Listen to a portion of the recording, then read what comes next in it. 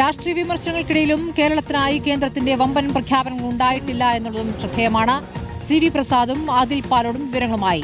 ആദ്യം പ്രസാദിലേക്കാണ്. പ്രസാദ്, ഇത് രാഷ്ട്രീയ പ്രസംഗമാണ്. തെരഞ്ഞെടുപ്പിന്റെ ആദ്യ പടി എന്ന നിലയ്ക്കാണ് മോദിയെ തന്നെ കൊണ്ടുവന്ന് BJP തുടങ്ങിയിരിക്കുന്നത്.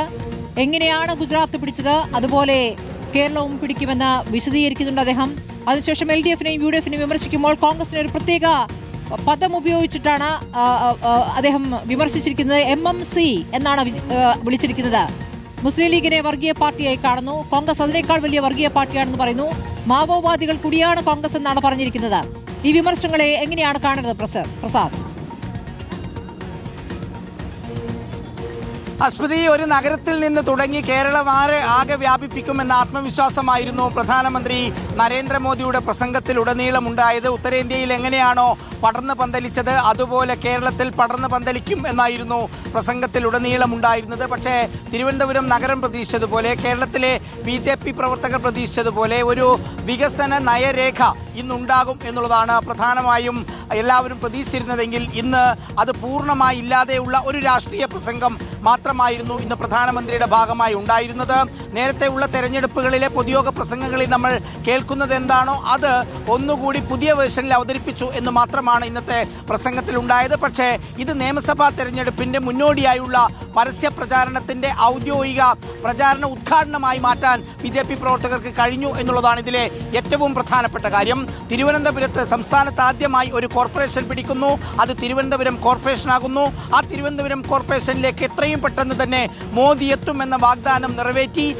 അതുകൊണ്ട് തിരുവനന്തപുരത്തിന് വലിയ പദ്ധതികൾ അന്ന് ഉണ്ടാകും, പ്രഖ്യാപനം ഉണ്ടാകുമെന്ന് BJP നേതാക്കൾ എല്ലാവരും കരുതി. അവർ പ്രഖ്യാപിച്ചു. പക്ഷേ അതൊന്നും ഉണ്ടായില്ല എന്നുള്ളതാണ് പ്രധാനപ്പെട്ട കാര്യം. പക്ഷേ സമീപകാലത്തുണ്ടായ രാഷ്ട്രീയ സംഭവ വികാസങ്ങളെ അതേപോലെ അവതരിപ്പിക്കുന്നതിൽ മോദി വിജയിച്ചു എന്നുള്ളതാണ്. CPIMനെയും പ്രത്യേകിച്ച് LDFനെയും അതുപോലെ കോൺഗ്രസിനെയും മുസ്ലിം ലീഗിനെയും എല്ലാം അതിരൂക്ഷമായ ഭാഷയിൽ വിമർശിച്ചുകൊണ്ടുള്ള ഒരു രാഷ്ട്രീയ പ്രസംഗം തന്നെയായിരുന്നു ഉണ്ടായത്. സമീപകാലത്ത് കേരളം ഏറ്റവും കൂടുതൽ ചർച്ച ചെയ്തുകൊണ്ടിരിക്കുന്ന ശബരിമല സ്വർണ്ണക്കൊള്ള എടുത്തു പറഞ്ഞായിരുന്നു പ്രസംഗം. അതിനു മുന്നേ തന്നെ ആ വേദിയിലേക്ക് പ്രധാനമന്ത്രിയെ പാർട്ടിയുടെ സംസ്ഥാന അധ്യക്ഷൻ രാജീവ് ചന്ദ്രശേഖർ സ്വീകരിച്ചത് തന്നെ അയ്യപ്പന്റെ വിഗ്രഹം കൊടുത്തുകൊണ്ടായിരുന്നു, പ്രതിമ കൊടുത്തുകൊണ്ടായിരുന്നു സ്വീകരിച്ചത് എന്നുള്ളത് തന്നെയാണ്. ശബരിമല സ്വർണ്ണക്കൊള്ളയിലുള്ള ഓരോ ആളുകളെയും ജയിലിലേക്ക് അയക്കും, ഇത് മോദിയുടെ ഗ്യാരണ്ടിയാണ് എന്ന് പറഞ്ഞാണ് മോദി ആ ഭാഗം സ്പർശിച്ചത്. ഒപ്പം കോൺഗ്രസിനേക്കാളും വലിയ വർഗീയ കക്ഷിയായിട്ട് അല്ലെങ്കിൽ വിഘടനവാദികളായി മുസ്ലിം ലീഗ് മാറുന്നു. ഒരു ഘട്ടത്തിൽ അതിനേക്കാളും വലിയ വർഗീയ പാർട്ടിയായി കോൺഗ്രസ് മാറുന്നു. തുടങ്ങി കോൺഗ്രസിനെതിരെയും മുസ്ലിം ലീഗിനെതിരെയും LDFനെതിരെയും അതിരൂക്ഷമായ വിമർശനങ്ങളായിരുന്നു പ്രസംഗത്തിൽ ഉടനീളം മോദിയുടെ ഭാഗത്തുണ്ടായത്. പിന്നെ കേന്ദ്ര പദ്ധതികൾ അക്കമിട്ട് നിരത്തുകയാണ് ചെയ്തത്. കേന്ദ്രത്തിൽ ചെയ്യുന്ന ഓരോ കാര്യങ്ങളും അത് കേരളത്തിലും ആവർത്തിക്കും.